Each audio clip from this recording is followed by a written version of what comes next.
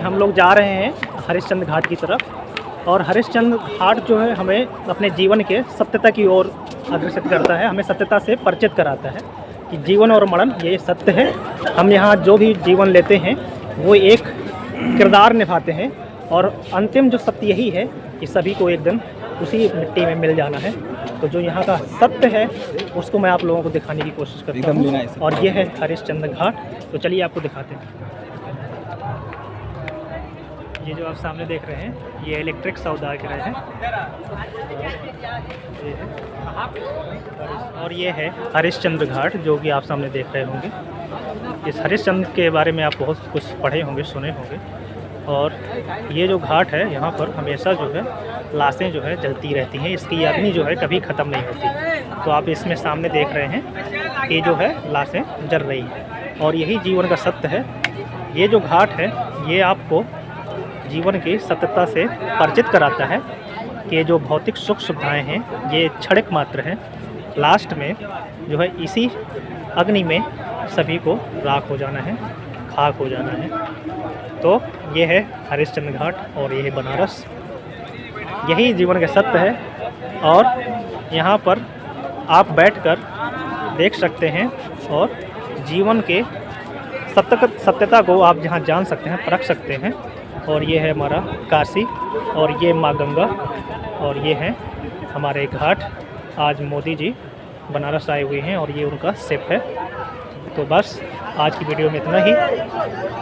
तो ये है अग्नि में खाक होता है एक शरीर, एक आत्मा, और यही जीवन का सत्य है कि सभी को लास्ट में इसी राख में, इसी अग्नि में सभी को मिल जाना है, समाप्त हो जाना है। तो बस मैंने आप लोगों को, जो भी लोग यहाँ पर नहीं आ पाते हैं, इन घाटों के बारे में, यहाँ के बारे में जो पढ़ते हैं, सुनते हैं, तो मैं अपनी वीडियो के माध्यम से दिखाने का प्रयास कर रहा हूँ।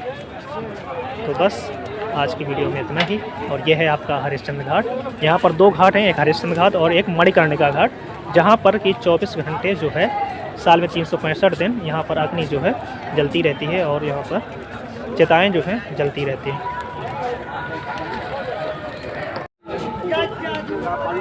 आसान घाट और ये है यहाँ के कुंड जिसमें अग्नि जो है हमेशा जलती रहती है और जब इस कोई शव जलाया जाता है तो इसी आग का उपयोग करके वहाँ पर चिता दी जाती है एकदम। और ये कभी भी नहीं बुझता है आग, ठीक है। ये 24 घंटे और क्या 12 महीने और जो है कि हमेशा ये जलता रहता है, चाहे बारिश हो, चाहे बर्फ पड़े, चाहे कुछ भी, हमेशा जलता रहता है। और यहीं से फिर अग्नि जो है, और इसको कभी भी इसको ढका नहीं जाता है। ये कहो कि बारिश और इसको ढक दिया जाए तो बुझ जाए, नहीं बुझता है। ये इतना भयंकर इसमें आग रहता है, ठीक है।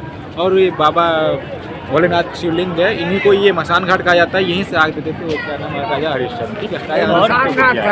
मसान, हाँ, भूतनाथ शमशान, तो वही तो बता रहे मसान। और इसी राजा हरिश्चंद्र गए मंदिर में विश्वनाथ जी दर्शन करने, तो वहाँ जाने नहीं दिए मंदिर में। कहें कि तुम डोम के काम करते हो, डोम के घर जीते हो। कौन जाने दिया? मंदिर का जो पंडा पुजारी है विश्वनाथ जी का, जब ये गए दर्शन करने राजा हरिश्चंद्र, तो जाने नहीं दिए। हरिश्चंद्र जब यहाँ से दर्शन करने गए इनको नहीं करने।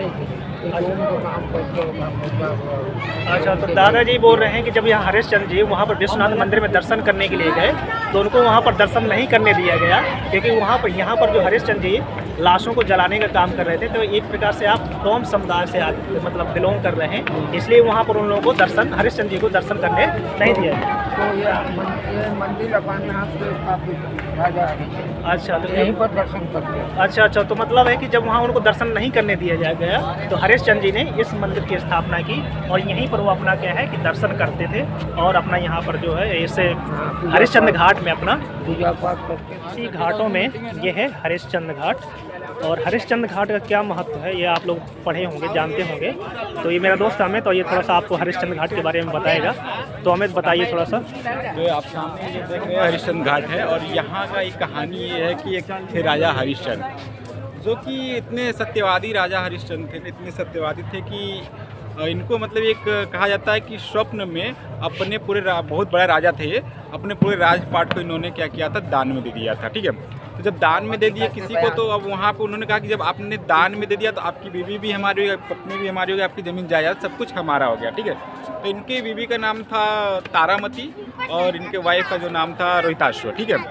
तो इनका जो पुत्र था, एक बार होता क्या है कि इनका मतलब एग्ज़ाम होता है, मतलब एक प्रकार से एग्ज़ाम होता है, उसमें उस एग्ज़ाम में क्या कहा जाता है कि इनके पुत्र को मार दिया जाता है।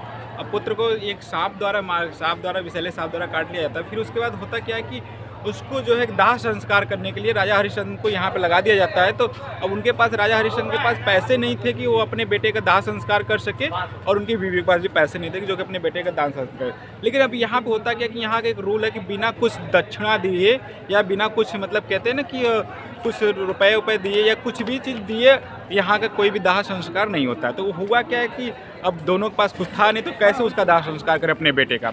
लेकिन अब उस केस में होता क्या है कि यहाँ पर वो मतलब कहते कि आपका पुत्र है, आप तो फ्री में जलाए से, तो उन्होंने कहा नहीं, अभी मैं यहाँ पे ड्यूटी कर रहा हूँ, मैं किसी अदर के अंडर में हूँ, तो मैं यहाँ पे जो है इस काम को नहीं कर सकता हूँ, ठीक है।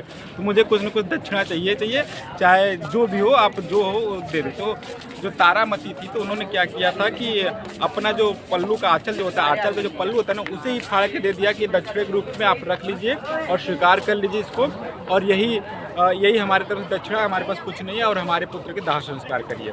तो फिर उस टाइम पे होता क्या है कि जब वो पल्लू फाड़ देते, जब वो दाह संस्कार करने जाते, तो उसी टाइम पे होता क्या है कि पुत्र उनका जीवित हो जाता है, ठीक है। तो यही यहाँ की कहानी है। और राजा हरिश्चंद्र बहुत सत्यवादी राजा हरिश्चंद्र थे, जो कि आज भी बहुत पहले समय से चलता आ रहा है, और आज भी यहाँ पे जीवंत हैं वो अपने सच्चाई के मार्ग पर। और ये जो आप देख रहे हैं, ये इलेक्ट्रिक समुदाय है, और यहाँ पर जो आप थोड़ा सा लकड़ियों का कम जिससे उपयोग हो, तो सरकार ने इलेक्ट्रिक तरीके से इलेक्ट्रिक हीटर में लाशों को जलाने के लिए प्रबंध किया है। और उधर आप सामने देख रहे हैं